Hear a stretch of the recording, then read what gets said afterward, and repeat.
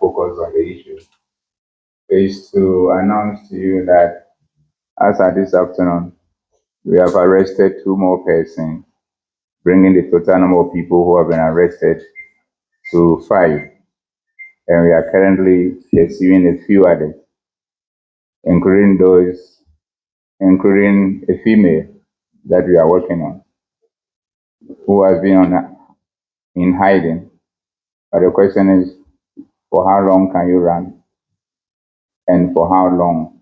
Or how far can you run? And for how long can you hide after allegedly contributing to the sad situation that we face today?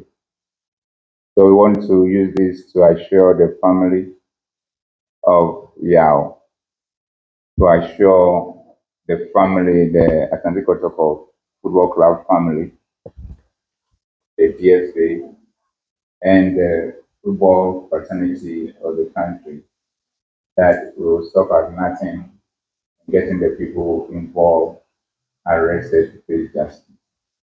We urge the public and the entirety of the football fraternity in particular support us in this endeavor, and people see the situation as a crime which is being investigated and nothing else, so that the families and the club and the football fraternity and the country will have closure when it comes to this matter.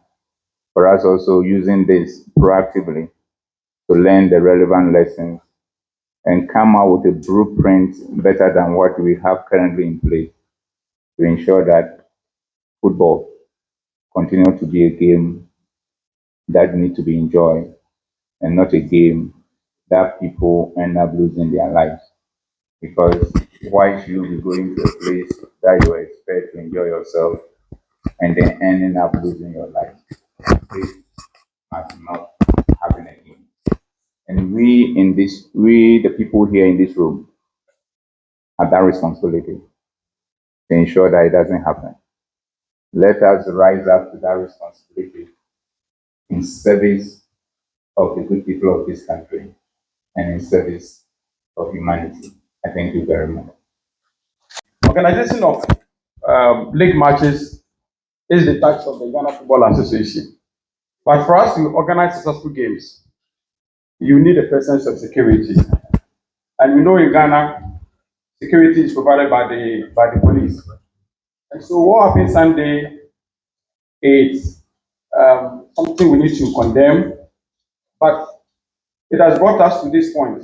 What it is that we have to have a relook of how we organize games in terms of looking at the safety and security of patrons, our supporters, the players, and everybody involved in football. Football, apart from its commercial aspect of it, is mainly meant to be entertainment. And so when it is Sunday or Saturday or Friday and I invite my family or my friends to go to the stadium to watch game, I'm supposed to go there, enjoy, and come back home, not to be confronted with radicalism and to some extent losing life, like what happened to our brother Francis Yafrimpon. I personally went to see his wife and the kids, and it's a very worrying moment, especially the age where Francis has left us and the state of his family. Together with his wife, they have 6 kids, and these kids are young. Francis' main crime is that he loves Asante Kotoko and decided to follow Kotoko to go watch football. And here we are, it's what it's like. Breadwinner, not only to the wife and the kids, because the mother says that Francis takes care of him as well. He takes care of her as well, because the husband left them long ago. And the mother takes Francis as, even though Francis is the last son or last child, but she takes Francis as the husband. So imagine the number of human beings who must that Francis is. But Francis' only crime is that he loves Kotoko and be following Asante Kotoko to watch games. And the unfortunate incident happened. This, I'm sure, will offer us the opportunity to have a relook of our organized games and especially the provision of safety and security at our various stadia. So, and indeed, we had very, very fruitful discussions. And the police admitted in areas that they need to up their game. And FA also admitted in areas that we need to up their game. Together, I think that we can make our stadium very safe and secured for people who decide to go watch games and the patrons involved in organizing games. Okay, sir, the thought of many clubs boycotting the league and following, has it been considered? Have you heard about it, and has it been considered by the GFA? No, the FA was the first. We discussed that the night of the incident. We went into discussions. When I say the FA, I mean the Executive Council went into discussions, and the first thought was to look out for the family of the deceased. So we embarked on that. The second thing we discussed was to put the league on hold for us to go through all these processes. Then after that, we can then schedule a date that we can resume the league. And so the FA was the first to, call off the weekend matches. Yes, subsequent to that, Instructor Man just confirmed to me that they sent a letter to the Football Association indicating their their decision to withdraw from the league. I'm not sure if they still stand by that, but that's been it. And Asante Kotoko also issued a statement. All what they were saying is that they wanted to see justice, and with what's been happening. Yesterday, the IGP himself was in Kumasi, met with the leadership for Asante Kotoko. Today, they are here. All of us have been in meetings, so I'm pretty sure that we made some headways in that area. Okay, in case Instructor goes ahead and decides to leave the league, and what are some of the measures that you put in place to ensure that the 2024-2025 season can end successfully? No, the regulations are there. If it happens that way, we consult the regulations. If someone enters into a competition, midway through the competition, withdraws from the competition, there are consequences. Do not forget that as Instructorman, they have contract with players, you understand, and they have engagement, and they've shown commitment that they're going to play the league till the end. So there are consequences, and that will be dealt with by the Premier League regulations.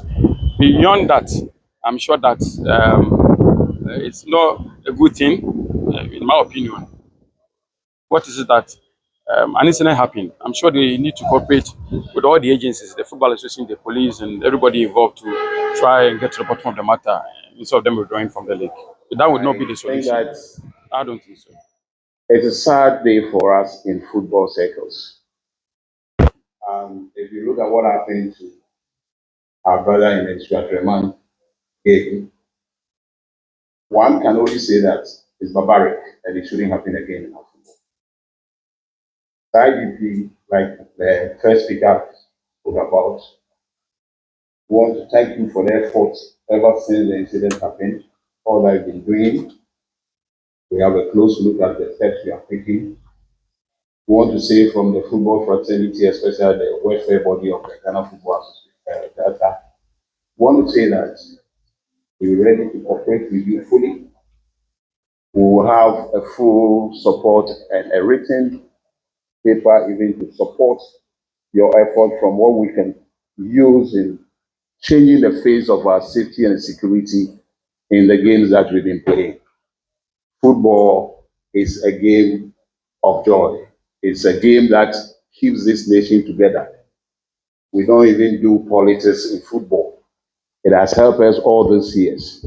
We believe that for this gathering will not be the first time we have to be gathering this way and be talking about what we have to do in football, especially the challenges we might be facing in terms of security. For this opportunity that I can put that has come to us, we'll use it and address the subsequent situations that we don't want it to happen any longer. Thank you very much. Greet your listeners. Good afternoon. I believe that this meeting came timely, and the strict nature at where the police are working concerning this issue. I am very, very happy because this meeting has unearthed a lot of suggestions, which the IGP's assurances. In fact, he has even started taking some decisions already, and within a couple of weeks, we'll see it. I'm sure before the league resumes, we'll see some actions from the police. What are those assurances? Okay, so we did propose to him that we want most senior officers to cover the 16 political regions to be in charge of solely sports issues and references to football in particular. And he has assured us that they'll get it done. The second one happens to be the numbers we get at our league centers in terms of the numbers of police. He has addressed it and has assured us that we'll see some differences now. There were a few issues we also have with some of the service personnel in venues where it was not pleasant to us. When there are issues that happen and you call upon some of them who are on duty, the way they react to it has not been comfortable at all. We did mention that one too. He has assured us that he will address it.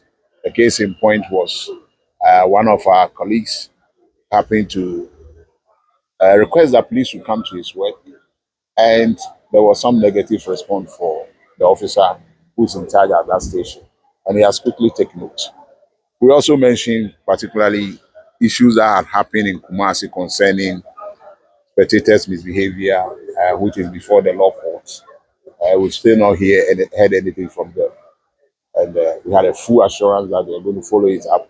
If we wait and we think that we are not hearing anything, we are obliged to call on him again for him to speak. And I think these are good assurances. Yes, our brother has passed on. It's very painful, very barbaric behavior. But I think it has also given us another good opportunity to be able to address issues concerning our game. You know, sometimes we do not understand why we even go to watch the games, especially most of our supporters. If you know that it's a recreational thing and that is a passion and something that you give it all to, there are certain level you don't have to go past that threshold. It doesn't help you, or neither does it help the football fraternity. The ecosystem in the football aspect, as we see today, people are doing serious businesses with it. If we are creating bad images like this for ourselves, corporate Ghana will never forthcoming to support us in terms of sponsorship. And it's part of why we are suffering. We address all that. We told him that once they arrest people, we should prosecute and serve as a deterrent to everybody. So I think it was all in all a good deed. The